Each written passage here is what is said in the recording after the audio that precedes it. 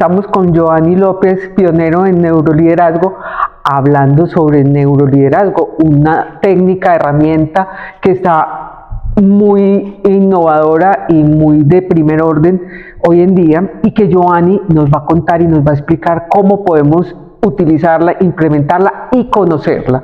Giovanni, bienvenido a Mercadeo con Vos, y qué rico tenerte con este tema acá. Bueno, muchas gracias, Marixa, por la invitación. A todos los que nos van a ver en las plataformas, en América Latina, en España, que me habías dicho ahorita detrás de cámaras. Yo comencé con esto, Marixa, hace ya más de 17, 18 años en Colombia, cuando antes no se sabía qué era el coaching.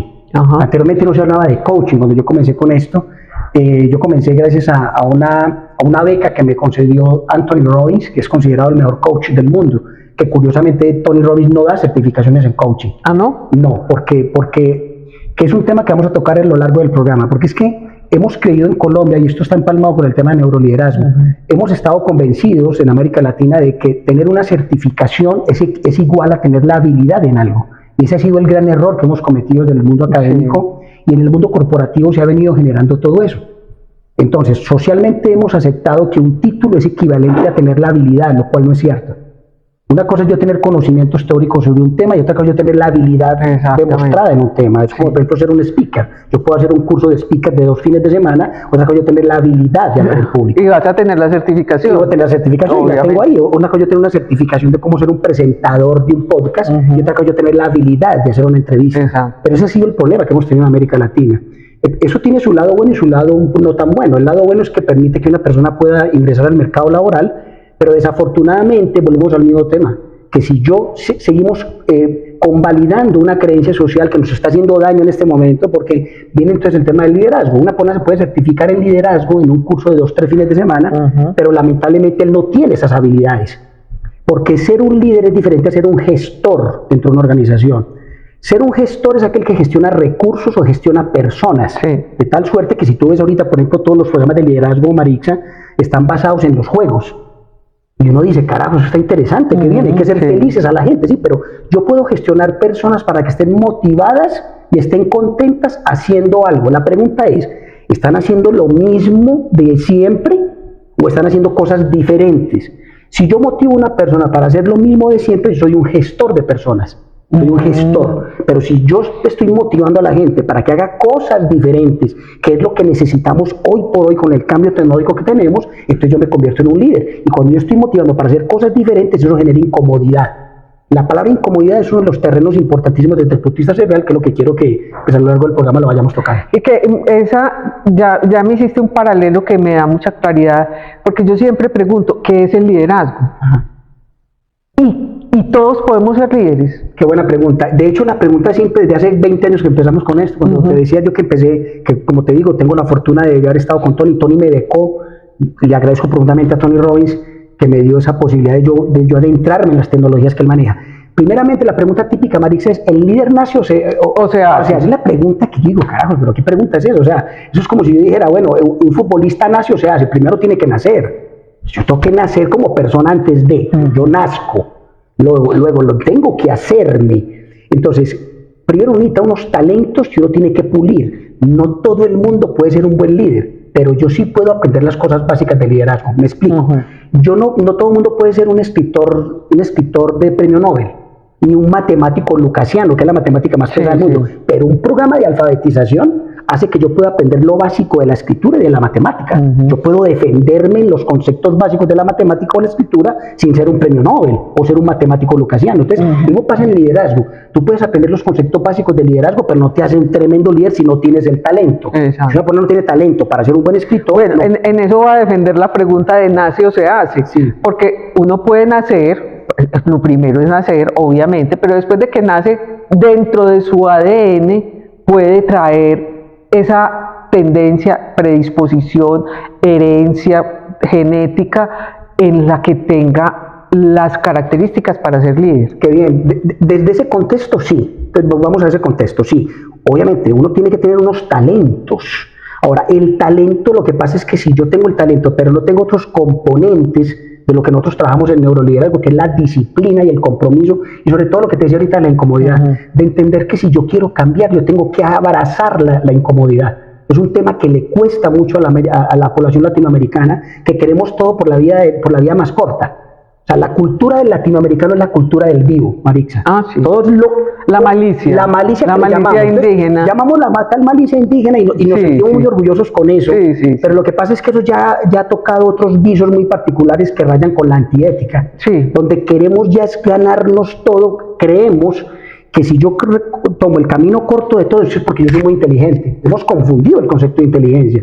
Y por eso la generación de los arrieros, hablando ya que estamos aquí en la tierra antioqueña, los arrieros, los que hicieron los dineros, los grandes capitalistas, si tú te das cuenta, ellos eran personas que se fundaban en el desarrollo del carácter. El carácter es la disciplina, la constancia, pero los hijos de esos arrieros, ellos no vinieron con esa nueva ideología. La ideología de ellos es quién es la cultura del vivo, es quién es el que recorre caminos, pero finalmente ya hoy la ciencia de la felicidad ha demostrado que uno tiene que, si uno no desarrolla el carácter, Marixa, tú puedes tener mucho dinero, pero el dinero no va a llenar unos vacíos emocionales que tienes que llenar, producto del trabajo arduo, que es lo que va a hacer. Así es, Giovanni. Digamos, todas estas, como lo hablábamos ahora, uno puede traer en su ADN el liderazgo, como las características, pero si no se trabaja en ellas, ¿cómo fortalecer todo eso que tenemos o explotarlo? Que no, pues lo podemos tener, pero no sabemos. Es un león dormido. Así es. Entonces no sabemos. Entonces, ¿cómo vamos a llegar ahí a un verdadero liderazgo? Ok, los modelos de neuroliderazgo, por ejemplo, el caso en el que yo he venido desarrollando en Colombia, yo lo trabajo en 3 pasos fundamentales. El primer paso del neuroliderazgo que yo monto es controlar el enfoque. Si uno logra que una persona, Marixa, aprenda los principios básicos de cómo funciona la corteza prefrontal del cerebro, sin tener que volverse médico ni neurocientífico, no necesitamos adentrarnos hacia allá. Es que tú entiendas cómo la corteza prefrontal tuya es la que controla tus impulsos emocionales. Si una persona se alfabetiza, como te decía ahorita, yo me puedo alfabetizar sin tener que ser un escritor ni un matemático. Los principios básicos. Control del enfoque. Una persona aprende a controlar eso, entonces genera el control de la atención, que ahorita en el mundo tenemos una crisis de atención porque los celulares y toda la tecnología ha hecho que la persona pierda la capacidad de concentrarse. Entonces, una persona que no se sabe concentrar, el neuroliderazgo como herramienta ayuda a que la persona tome ese control. El segundo paso es la gestión de las emociones. Si una persona se concentra, pero no sabe manejar la ansiedad y el estrés, que es lo que pasó después del COVID-19, es una persona, vinieron la hecatombe que hemos tenido, una persona que no maneja el estrés, la ansiedad, obviamente tiene problemas para mantener el ritmo de lo que tiene que hacer. Porque ahora hemos hablado, la disciplina en el tiempo. Y lo tercero es que tenemos que cambiar nuestros hábitos. Yo para eso desarrollé una marca, tengo una marca registrada que se llama Las Neuronas Rebeldes. Lo que hago con esta metodología es que la gente aprenda a reeducar sus neuronas rebeldes para que puedan cambiar sus hábitos, gestionar su estrés y controlar su enfoque. Bueno, vamos a hablar más de esas neuronas rebeldes después de este corte, ya regresamos.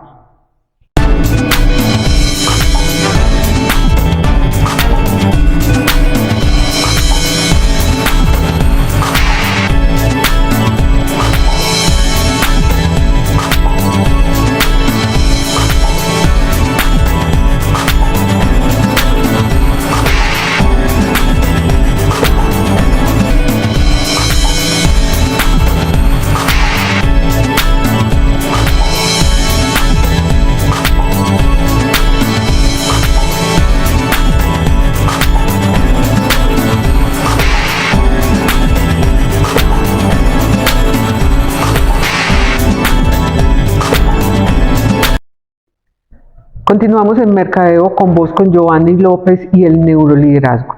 Y quedamos en punta con ese tema, con las neuronas rebeldes. Así es.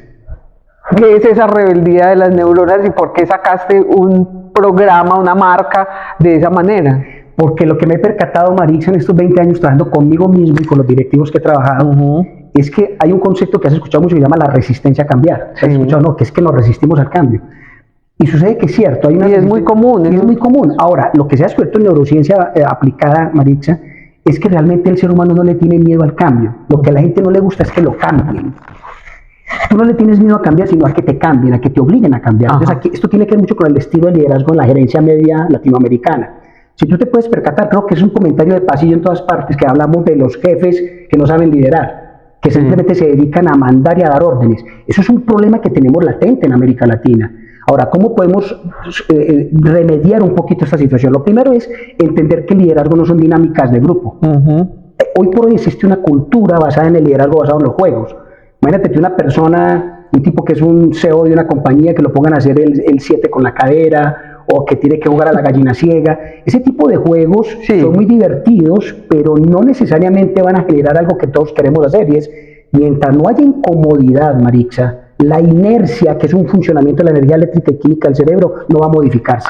Además, el miedo al ridículo. Exactamente. Como, eso genera más resistencia. Y dice, ¿pero por qué me tienen que poner a hacer el ridículo? Exactamente. Y uno no es consciente tampoco de que lo que está haciendo es algo que te va a beneficiar y va a beneficiar al grupo. Así lo que está diciendo, pues me van a poner en ridículo. Así es. Ahora, obviamente que sobre la base de este tipo de metodologías, que obviamente, como te digo, han inundado el mercado latinoamericano, hay personas que simplemente aprenden de ese estilo. Entonces aquí hay un tema de aprendizaje. Hay personas que aprenden a través de los juegos, pero no todos aprendemos a través de los juegos. Y cuando hablamos de juegos, ¿de qué tipo de juegos son?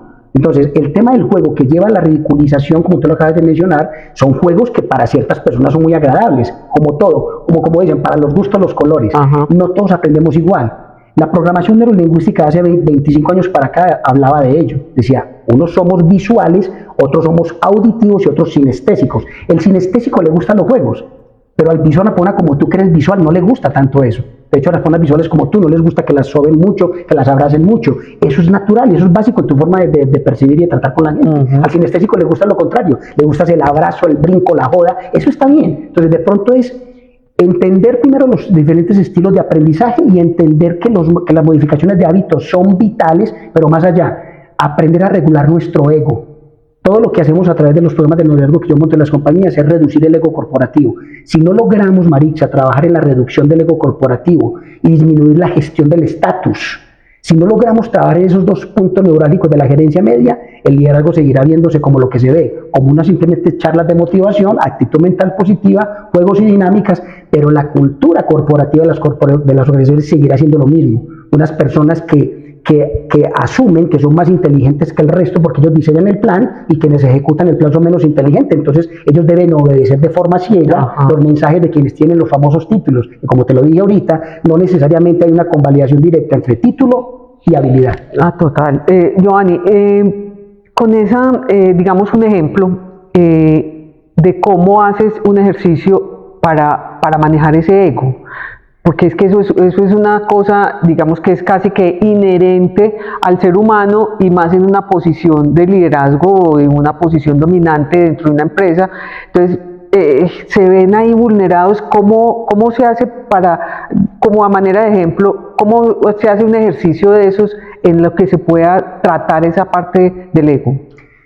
Básicamente lo siguiente, Marixa. Lo que pasa es que, mira, por ejemplo, para yo trabajar este tipo de cosas, yo parto de un principio fundamental y es lo que le hago entender a un directivo. Lo primero es que el ego no lo podemos eliminar. Punto número uno. Total. No puedes evitar porque el ego lo necesitamos. El ego puede ser tu mayor activo o tu mayor pasivo. Es una decisión que yo tomo. ¿Cómo puedo yo lograr que el ego sea mi mayor activo? Cuando yo trabajo unos principios que tienen que ver con el carácter, con la humildad, que es una palabra muy extraña. ¿Cómo puedo yo ser más humilde? Entendiendo, por ejemplo, que el verdadero líder no es aquel que dirige gente menos inteligente que él, sino aquel líder es aquel que dirige gente más inteligente que él. Ese es un verdadero líder. Cuando yo voy a una organización y me dicen, él es el líder de la unidad, yo simplemente voy y miro quién está dirigiendo.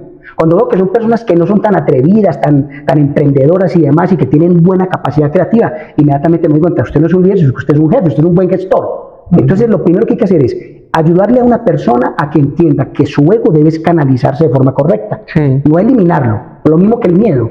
El miedo y el ego no se pueden eliminar. Cuando yo entreno a un deportista, por ejemplo, yo no le puedo eliminar el miedo. Necesito es tomar el miedo a favor. Lo mismo pasa con el ego. Si una persona no tiene ego, no es ambiciosa. Yo necesito que sea ambicioso, pero vamos a hacerlo entendiendo la importancia del trabajo cooperativo entre todos. Que el sector cooperativo, por cierto, es otro tema que después lo tocaremos. Pero lo que necesitamos es que haya cooperación e inteligencia colectiva. Si yo sé que todos pueden aportar, como lo hace Pixar, que es un modelo real, todos pueden aportar. Entonces volvemos a lo mismo. ¿Cómo se trabaja? Es trabajando con modelos de creencias, que hay muchas herramientas. Desde Peter Senge con la quinta disciplina hay modelos ya de trabajo, Marixa. Ya las universidades están, más que las universidades, hay muchos estudios que demuestran cómo se puede lograr esto. La pregunta que podríamos hacerle a todos los que nos estén viendo ahorita es, ¿por qué en las universidades no fomentan eso si ya los experimentos están? Hay empresas en el mundo ahorita que lo están haciendo. ¿Por qué no aprendemos de ellas? Porque no hay secreto, Marixa, no hay secreto de cómo se hace. El tema es entonces cerrar una brecha. ¿Cómo cerrar la brecha entre lo que ya sabemos que funciona y lo que estamos haciendo realmente dentro del mundo corporativo? Es cerrar esa brecha. Es importante ahí en el tema de la humildad y en esas brechas es resignificar la palabra humildad, porque mucha gente tiene el concepto de que la humildad es pobreza, lo asocia con pobreza, y pues, pero ¿por qué me van a poner a mí como por debajo cuando eso no es así? La humildad es otro tema muy distinto en el que se puede trabajar y se puede llegar a la gente. De hecho, la humildad, mirándola desde ese concepto tuyo, Marisa, que te lo voy a decir muy honestamente, ¿sabes por qué hablo así, como me estás viendo con esa pasión? Porque yo fui víctima de ese mismo bicho. ¿Así? El bicho de creer que yo era más inteligente. Yo era profesor de matemática financiera, coordinador de una universidad, entonces yo me creía. Entonces uno lleva esos modelos porque era lo que yo veía con mis jefes que me habían enseñado. Esto es un modelo que tenemos social, Maricha. Sí. Lo que pasa es que nos cuesta aceptarlo. Cuando yo comencé a darme cuenta que yo estaba cometiendo una estupidez, ¿yo por qué tenía que hacer eso? Entonces empecé a entender varias cosas. La primera, que ser humilde no es lo que tú dices, es andar con la ropa rota, no, nada que ver con eso. Es que soy muy humilde. No, es entender, simplemente aceptación, entender y aceptar que primero no soy perfecto, que yo tengo derecho a equivocarme y que también tengo que aceptar a los demás que no son perfectos, para empezar. Lo segundo, aceptar que yo no veo toda la realidad. Por muy inteligente que yo me crea, por muchos títulos que yo tenga, por muchos doctorados y postdoctorados, yo no estoy viendo toda la realidad. Esa es una aceptación que es una realidad de puño. Entonces, ¿qué tengo que hacer?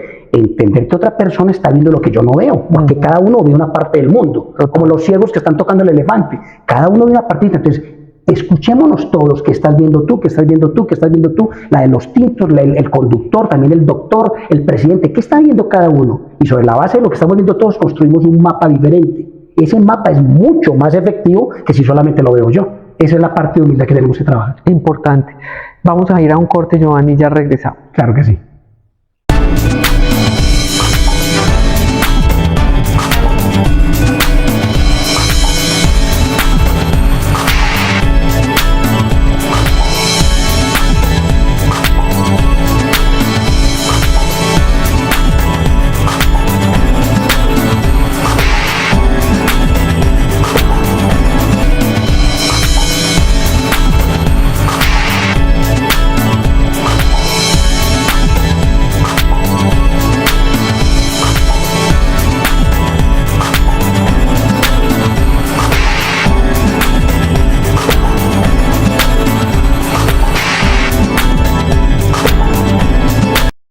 Continuamos en Mercadeo con Vos con Giovanni López y el neuroliderazgo. Giovanni, en esta última parte miremos esos aportes que hace el neuroliderazgo y cómo podemos mejorar con esta herramienta. Bueno, ahorita básicamente, Marixa, me he concentrado después de estos 25 años de trabajo. Ahorita estoy escribiendo mi libro. Lo que más anhelo es poder desmitificar una cantidad de cosas que hay, primero sobre la consultoría, de las competencias mal llamadas blandas en América Latina. Hay una cantidad de debates que tenemos que dar de ciudad y de país, porque realmente es mucho lo que se está haciendo. Se ha vuelto muy de moda el de confunde y vencerás, Marixa. Y es un debate que tenemos que darlo porque lamentablemente muchas personas, y espero que la gente que me está viendo, la gente contemporánea mía, ahorita tengo 54 años, pero cuando yo tenía 30, 35 años, yo creía que yo tenía que ser el que como fuera tenía que tener éxito, el mal llamado éxito que tenemos que también desmitificar. Claro. Hay palabras por desmitificar. Primero lo que es el liderazgo, lo que es el éxito, lo que es la felicidad. Entonces hay que desmitificarlo. Solo quienes ahorita estamos parando el umbral de los 50, logramos mirar hacia atrás y decimos, algo tenemos que modificar de acá. Antes de los 50 un joven va a mirar y va a decir, no, yo como sea tengo que darme a conocer. Claro. Tenemos que destacarnos como sea, ¿cierto? Sí, sí. Porque y más ahora pues con todas las redes sociales, con que todo el mundo quiere ser influencer, todos son coach, todos llega esta red y nos absorbe. Todos queremos de una u otra forma, porque es una necesidad también natural. Sí. Todos queremos sentirnos importantes, que eso está muy lejos a lo que me dices ahorita. Giovanni, ¿cómo le regulas tú el ego a un directivo? Pues claro, aceptando que él quiere sentirse importante. Yo también quiero sentirme importante y tú también. El tema es cómo yo canalizo esa energía de la importancia. Entonces, al punto que vamos a trabajar ahorita, y es lo que me estoy concentrando ahorita, es llevar en estos 10 años que vienen de mi trabajo, en la nueva etapa, es primero desmitificar esos conceptos, ayudarle a muchas personas del sector público y privado a que mejoren el estilo de liderazgo de la gerencia media. Mira, está todo por hacerse, Marixa. Cada que llego a una empresa, digo, Dios mío, o sea, todo lo que se ha estado haciendo, porque es muy curioso, esto es muy parecido a los famosos coaches que tú decías, que todo el mundo es coach, o todo el mundo ya sabe de salud mental. Es increíble que en una época en la que hay más coach de salud mental es donde más se ha disparado la depresión. De hecho, hoy la depresión es la pandemia número 1 del mundo. Oye, pero entonces, ¿dónde está la ayuda de tantos coaches de salud mental que antes no habían? ¿Cómo pasa con el liderazgo? Una cantidad de cursos de liderazgo ha habido y por haber de diferentes maneras y con diferente nombre, pero uno va a las organizaciones, Marixa, hoy por hoy todavía hoy, y eso brilla por su ausencia al tal liderazgo. No hay eso que te acabo de decir, de entender de una buena vez que el liderazgo no es yo mostrarme más inteligente que el otro, sino que trabajemos, venga, unámonos a trabajar en una unidad de negocio, que no se una unidad de negocio con otra unidad de negocio, solo para que hagas el ejercicio. Pona que las mismas unidades de negocio entre una misma empresa trabajen juntas. Eso significaría que los líderes, los directores de área se reúnan todos y vayan de verdaderamente a trabajar en equipo. Hazlo para que te des cuenta qué sucede. Es un tema complejo. Muy complejo, entonces, porque es que sí se puede. ahí es donde la parte del ego mala empieza a intervenir. Sí, porque todos tenemos un lado oscuro, Marixa. Como decía Robert Greene en sus 48 leyes del poder. Y ahorita con su maravilloso libro que se llama Las leyes de la naturaleza humana. Te lo recomiendo y para todos los que lo están viendo. Todos tenemos ese lado oscuro, Marixa, yo también lo tengo. El verdadero liderazgo es como yo controlo mi lado oscuro. Y verdadero liderazgo, mucho más de eso, es lo que yo hago cuando nadie me está viendo a mí. Porque yo puedo quedar muy bien aquí delante de ti. Es más, le pude haber venido de saco y corbata. Pero el punto no es ese. El punto es qué hago yo cuando nadie me está viendo. ¿Cómo es que tú realmente lideras tu enfoque, lo que te decía ahorita? ¿Cómo controlas tu enfoque, tus emociones y tus hábitos del día? Si tú no trabajas en eso, no estás formando tu carácter. Y si no formas tu carácter, tú puedes engañar a la gente, Marixa. Y podemos decir que somos exitosos socialmente hablando. Pero otra cosa es lo que sentimos los domingos a las 5 de la tarde, cuando estamos solos en el silencio de la ciudad o del campo. Que hay un llamado de algo que no sabemos ni qué es, que decimos el ser interior, que dice, tú realmente engañaste a todo el mundo en la semana, pero a mí no me engañas, te lo dice. Y por eso los suicidios se disparan entre las 5 y las 7, los domingos y los fines de semana. Pero es una realidad que no queremos tocar. Solo en Colombia, Marixa, se quitan la vida 3.5 personas por día. Ni qué diríamos de la gente en los otros países que nos van a ver. La pregunta es, ¿por qué no tocamos esa realidad realmente? ¿Por qué no decimos las cosas como son? Si seguimos jugando el juego de parecer en vez de ser, el liderazgo no va a cambiar y seguiremos en las organizaciones y seguramente habrá otra generación, las que nos están diciendo los muchachos de 20, 30 años que nos van a escuchar, y van a seguir haciendo lo mismo. No, necesitamos cambiar y formar a estos jóvenes, que en la nueva generación de líderes, para que entiendan que el liderazgo es producir cambios, no gestionar procesos anquilosados, es generar cambios nuevos, modificar los procesos de la compañía. Esa es la clave del liderazgo. Esa clave, ¿cómo se alcanza? Porque es que eso es una clave importante y eso es lo que todo el mundo busca, pero ¿cómo lograrlo? En principio, y eso es una cruzada que me quiero generar ahorita, y bueno, sirva la cuña entonces, Marixa. Claro, necesitamos unirnos muchas personas alrededor de una consigna fundamental. Necesitamos unirnos sector público, sector privado, personas líderes, que generemos unas semillas de conciencia en mucha población, porque no podemos cambiarlos a todos, pero si derramamos la semilla en mucha generación nueva, que es la que va a quedarse aquí cuando nosotros vayamos de este plano físico. O sea, tenemos que generar una nueva conciencia de qué es lo que queremos realmente, cuál es el tipo de líder que necesitamos realmente. No es el líder exitoso de corbata y de vestido de gala.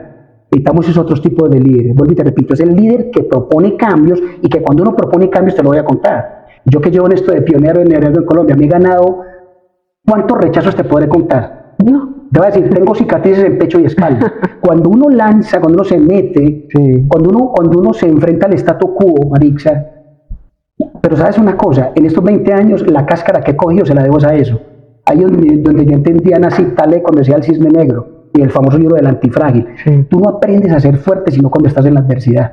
Es una cosa imposible que tú lo aprendas en una aula de clase. Por eso todo lo que es las competencias más llamadas blandas, emprendimiento, inteligencia emocional, el tal coaching, que también hacemos unos debates cartos sobre eso, todas esas herramientas no se aprenden en una aula de clase, es imposible. Por ejemplo, ventas, negociación, persuasión, influencia, esas palabras uno las escucha y dice que un curso de maestría en persuasión. Yo digo, carajos, ¿cómo lo hizo? No, otra cosa es cuando estás en el terreno de juego. Entonces, que es distinto. ¿Y cómo se aprende? Cometiendo errores. Entonces, lo primero, para cerrarte la pregunta, ¿cómo lo podemos hacer? Uniéndonos varias personas, varios organismos y sobre todo enseñándole a la población adulta y joven de que equivocarse es normal y natural y hace parte del proceso de aprendizaje, que equivocarse no es ser poco inteligente, que eso es lo que hace el Senado, Marixa, el que la gente aprenda estas disciplinas, porque como tenemos que mostrarnos perfectos, mostrarnos inteligentes, que la gente no se atreve a emprender cosas porque le da miedo que lo critiquen. Si logramos trabajar sobre ese nicho cultural que tenemos, podemos modificar la sociedad. Giovanni, mil gracias. tus redes sociales para que podamos seguir aprendiendo sobre ese neuroliderazgo. Claro que sí, lo que es Giovanni López Neuroliderazgo en Facebook, en Instagram, y te cuento, ya estamos ahorita haciendo la actualización de mi página web y voy el 2025 fuerte de nuevo, que yo había hecho un programa de entrevistas hace algunos años que te diste cuenta, voy a actualizar de nuevo, voy a hacer la tercera temporada de entrevistas, para lo cual públicamente quiero invitarte, Marina, para que me acompañes para entrevistar. Claro, aceptado, Claro que allá sí. estaremos. Ok, muchísimas gracias. Gracias a ti, Giovanni. Ok, un placer. Recuerden que estamos todos los sábados a las 10:30 de la mañana por el canal.co, con repetición también por el canal.co los martes y los jueves a la 1 de la tarde. Los sábados a las 9 de la noche, hora España, estamos en Radio Global Coach PNL.com. Ahí nos pueden ver y oír. Nos vemos. Chao.